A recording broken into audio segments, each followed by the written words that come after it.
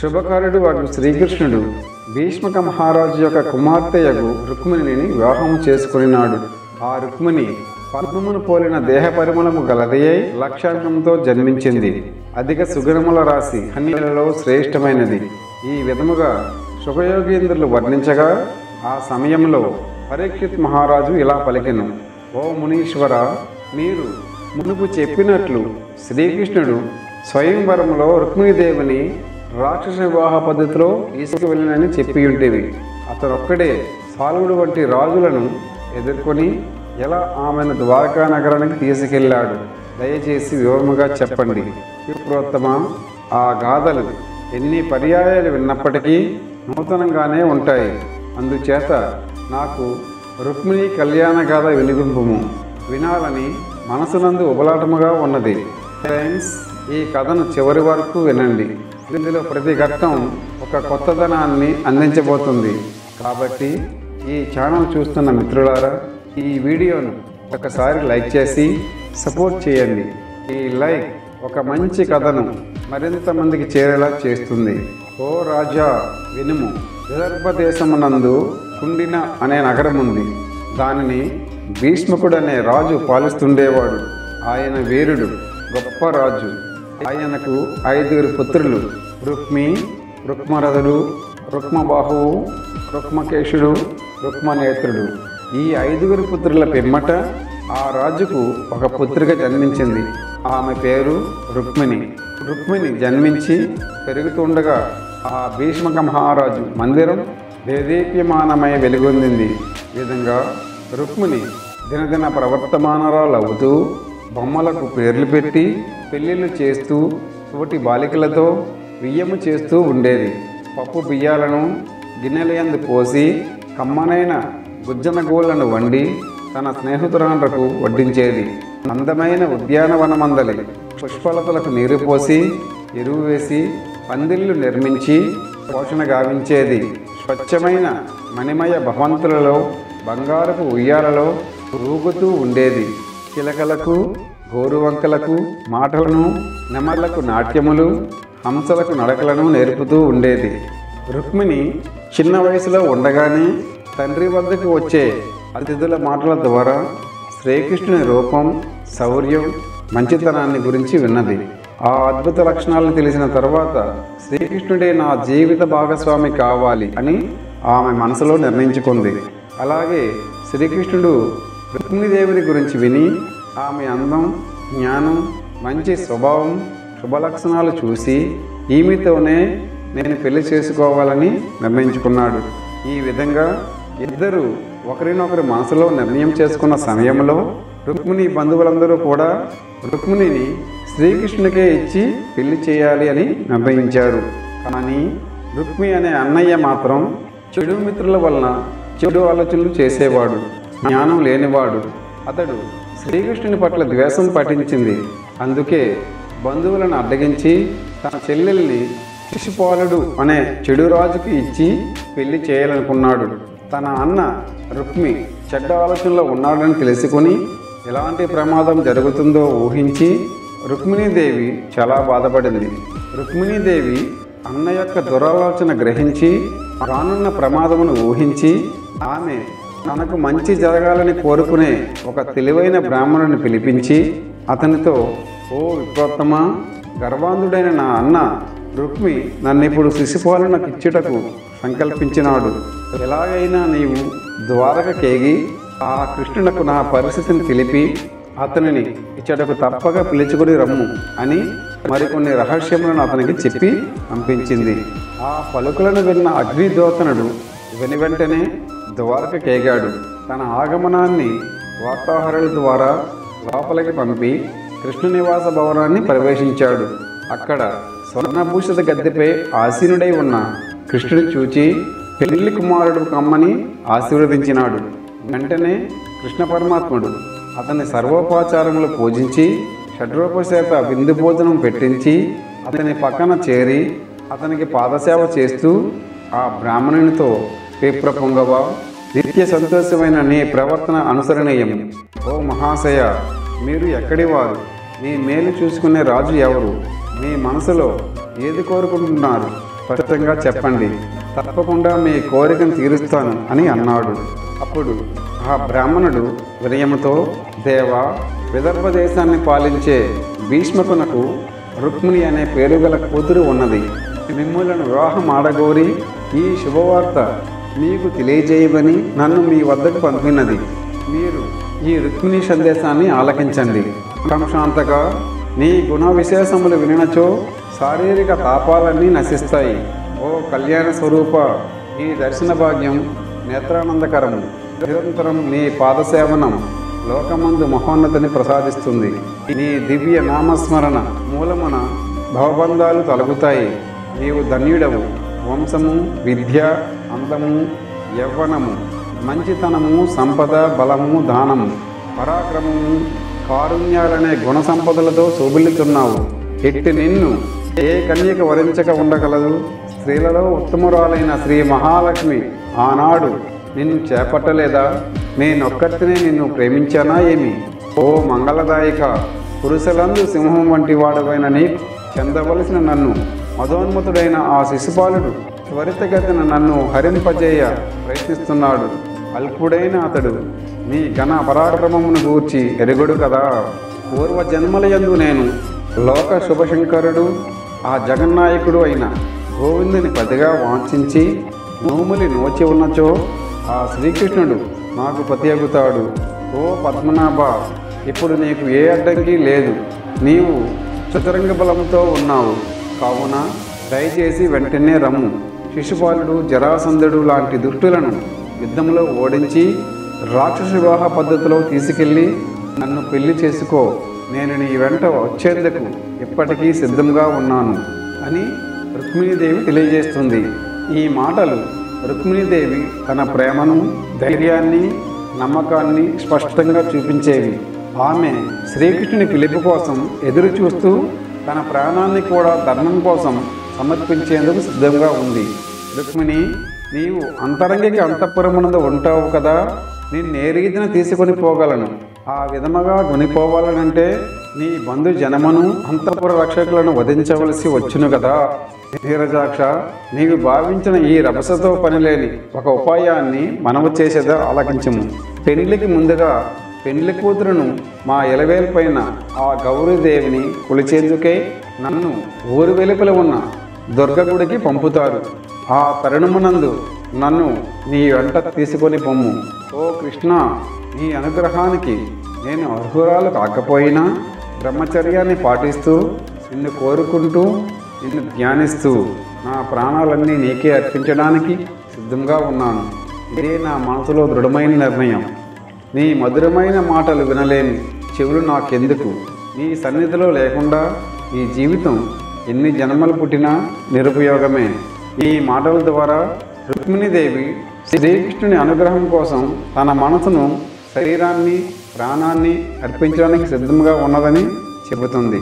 ఈ విధముగా అగ్నిద్యోతుడు ఆ రుక్మిణీదేవి పంపిన సందేశ విశేషాలను శ్రీకృష్ణునికి విన్నవించి కర్తవ్యాన్ని మీరే యోచించాలి అని ఆ బ్రాహ్మణుడు రుక్మిణీదేవి పంపిన సందేశాన్ని పూర్తిగా వివరించడం జరుగుతుంది. కృష్ణ, నీవు రుక్మిణి ఈడు జోడై ఉంటారు.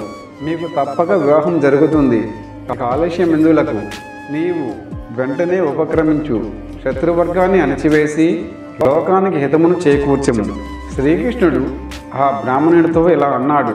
ఓ పురుషోత్తమ, నేను రుక్మిణిని వివాహం చేసుకుంటాను. నేను విదర్భ దేశానికి వెళ్ళి ఆ కుండీ నగరానికి చేరుకొని రుక్మిణిని తీసుకువస్తాను. శ్రీకృష్ణుడు తర్వాత వివాహానికి ఏ సమయం మంచిదో అని ఆ బ్రాహ్మణుడి ద్వారా తెలుసుకొని తన యోచనలు ప్రారంభించాడు. శ్రీకృష్ణుడు తనకు విధేయుడైన రథసారథి కారికుడి పిలిచి రథము సిద్ధము చేయమన్నాడు. ఆ రథముపై కూర్చొని తన వెంట అగ్నిద్యోతుని తీసుకుని ఒక రాత్రిపూట ప్రయాణము చేసి విదర్భ దేశానికి చేరుకున్నాడు. ఆ సమయంలో విదర్భరాజు భీష్మకుడు తన కుమారుని మాట విని తన కుమార్తె రుక్మిణిని శిశుపాలునికి ఇచ్చి పెళ్లి ఏర్పాట్లను ప్రారంభించాడు. వివాహ మహోత్సవం ఎలాంటి ఆటంకము లేకుండా సాగాలని రక్షణ కోసం పూజలు, హోమాలు నిర్వహించాడు. జరాసంధుడు, దంతవక్రుడు, పాల్గుడు, విదూరకుడు ఇలాంటి రాజులు తమ చతురంగ బలాలతో అక్కడికి వచ్చారు. బలరాముణ్ణి శ్రీకృష్ణుని తరిమికొట్టి ఎలాంటి ఆటంకము లేకుండా రుక్మిణిని శిశుపాలునికి ఇచ్చి పెళ్లి చేస్తాం అని పట్టుదలతో సిద్ధమయ్యారు. ఇంకా పలు దేశాల రాజులు కూడా అక్కడికి వచ్చారు. విదర్భరాజు భీష్మకుడు శిశుపాలుని దగ్గరికి వెళ్ళి అతన్ని పూజించి అతనికి తగిన విధముగా వసతి ఏర్పాట్లు చేశాడు. ఈ సమాచారాన్ని అంతటినీ బలరాముడు తెలుసుకున్నాడు. అటు పిమ్మట బలరాముడు అసంఖ్యాకమైన సైన్యాన్ని తీసుకుని శ్రీకృష్ణునికి సహాయపడడానికి బయలుదేరి వచ్చాడు. ఆ సమయంలో రుక్మిణీదేవి ఒక ఒంటరి గదిలో కూర్చొని శ్రీకృష్ణుడు నన్ను తీసుకువెళ్ళడానికి వస్తాడో లేదో, నేను పంపిన వార్త ఆయన చేరిందా అని ఆమె మనసులో ఆలోచనలు పెరిగి సందేహంతో ఆందోళన పడుతుంది. అప్పుడు రుక్మిణీదేవి గౌరీదేవిని పూజించేందుకు రాజమహలం నుండి బయలుదేరింది. ఆమె చుట్టూ సాయుధులైన వీరులు, రక్షకులు వివిధ ఆయుధాలతో ఆమెను రక్షిస్తూ నడిపించారు. ఆ సమయంలో రుక్మిణి శ్రీకృష్ణుని పాదాలను మనసులో గుర్తు చేసుకుంటూ నెమ్మదిగా నడుస్తూ గౌరీదేవి ఆలయంలోకి ప్రవేశించినది. అమ్మా గౌరీదేవి, నీ మీద నేను గాఢమైన భక్తితో నమ్మకంతో పూజలు చేస్తున్నాను. నీవు అందరికంటే గొప్పదానివి, దయామయురాలివి. దయచేసి శ్రీకృష్ణుని నాకు భర్తగా కల్పించు తల్లి. నిన్ను భక్తితో భరించే వారికి ఎప్పుడూ నష్టం కలగదు కదా అని మనసారా ప్రార్థించింది. ఆ విధముగా రుక్మిణీదేవి శివపార్వతుల వారికి నమస్కారం చేసి మౌనంగా గుడిలో నుండి బయటకు వచ్చింది. ఆమె నడిచి వెళుతూ ఉండగా ఆ సమయమున ఆ నందగోపాలుడు రుక్మిణీదేవిని తన రథంపై తీసుకుని తన ప్రయాణం కొనసాగించాడు. ఆ సమయంలో శత్రు సైన్యాలు శ్రీకృష్ణునిపై బాణాల వర్షం కురిపించసాగాయి. దీన్ని చూసిన రుక్మిణీదేవి కొంచెం భయంతో సిగ్గుతో శ్రీకృష్ణుని ముఖాన్ని చూసింది.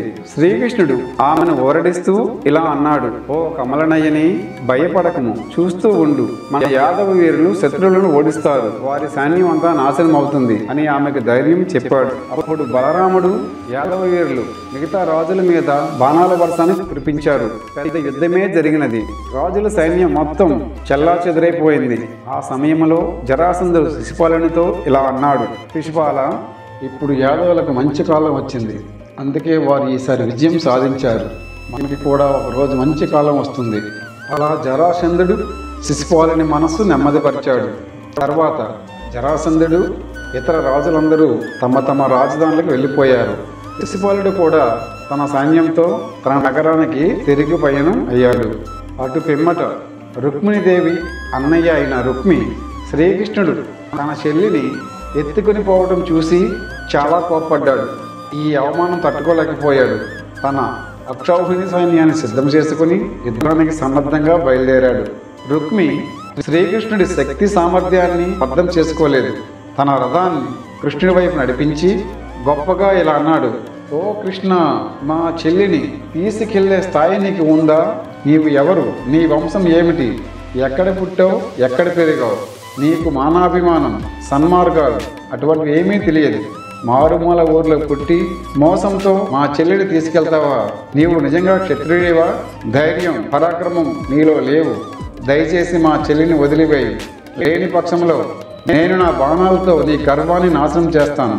అలా రుక్మి పెద్దగా మాట్లాడుతుండగా శ్రీకృష్ణుడు కాస్త నవ్వుతూ వెంటనే తన విల్లి ఎత్తి ఒక బాణాన్ని విసిరాడు. ఆ బాణం రుక్మి రథం మీద ఉన్న రక్షణ కవచమును ఛిద్రం చేసింది. అలా విని వెంటనే మరికొన్ని బాణాలు సంధించి రుక్మి శరీరాన్ని గాయపరిచాడు. గుర్రాలను, రథసారథిని కూడా చంపేశాడు. రుక్మి చేతిలో ఉన్న విల్లును విరగొట్టినాడు. ఇప్పుడు కృష్ణుడు కత్తిని తీసుకుని రుక్మి తల నరికేందుకు ముందుకు అడుగులు వేశాడు. అప్పుడు రుక్మిణీదేవి ఆ దృశ్యాన్ని చూసి భయంతో ఆందోళనతో అక్కడకు పరిగెత్తుకు వచ్చింది. ఆమె వెంటనే శ్రీకృష్ణుని పాదాలకు నమస్కరించి చేతులు జోడించి ఈ విధంగా ప్రార్థించింది, నాదా, నా అన్నయ్య మంచివాడు కాదని నాకు తెలుసు. కానీ ఇప్పుడు మా తల్లిదండ్రులు నిన్ను అల్లుడుగా చూసి సంతోషిస్తున్నారు. నా అన్నను చంపితే వాళ్ళు ఎంతో బాధపడతారు.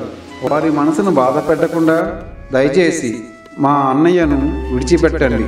శ్రీకృష్ణుడు ఆమె ప్రార్థనను విని అంతటా రుక్మిని బంధించి వాడి గడ్డం, మీసం, తల జుట్టు అన్నిటినీ కత్తితో గీసి చాలా విచిత్రముగా కురూపిగా మార్చేశాడు. రుక్మి తల వంచుకొని అవమానంతో వెళ్ళిపోయిన దృశ్యం చూసి రుక్మిణీదేవి చింతించకుండా ఉండలేకపోయింది. తన అన్నయ్య ఈ స్థాయికి దిగజారడం ఆమెకు బాధ కలిగించింది. శ్రీకృష్ణుని ధర్మబద్ధ నిర్ణయాన్ని అర్థం చేసుకున్నప్పటికీ అన్నయ్యపై ప్రేమను మాత్రం అదుపులో పెట్టుకోలేకపోయింది.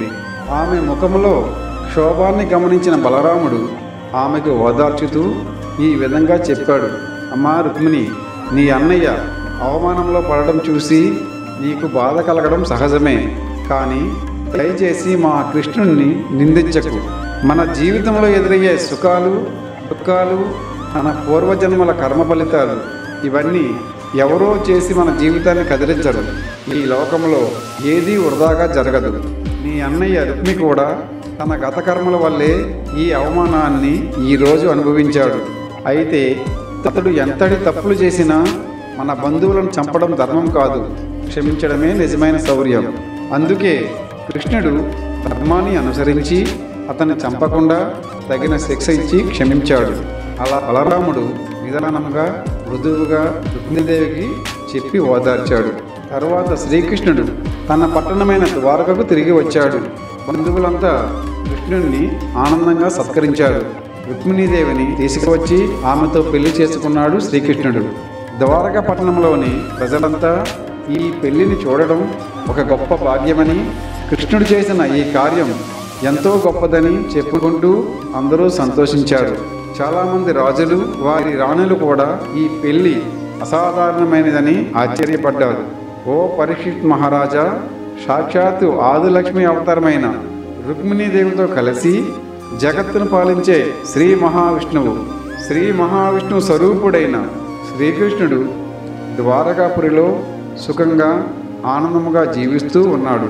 ఆ దివ్య పుణ్యక్షేత్రమైన ద్వారకా నగర ప్రజలంతా భయరహితులై విలసిల్లినారు. దైవ కటాక్షం అన్ని వైపులా విరాజిల్లింది.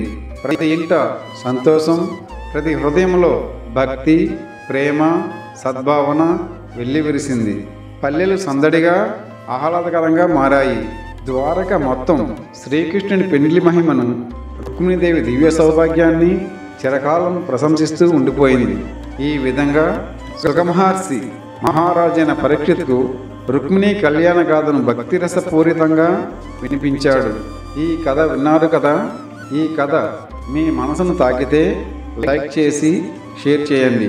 ఇలాంటి మరెన్నో ఆధ్యాత్మిక, పౌరాణిక మరియు ధార్మిక కథల కోసం మా ఛానల్ను ఇప్పుడే సబ్స్క్రైబ్ చేసుకోండి. అలాగే మీ అభిప్రాయాన్ని కామెంట్ రూపంలో తెలియజేయండి. Thanks for watching.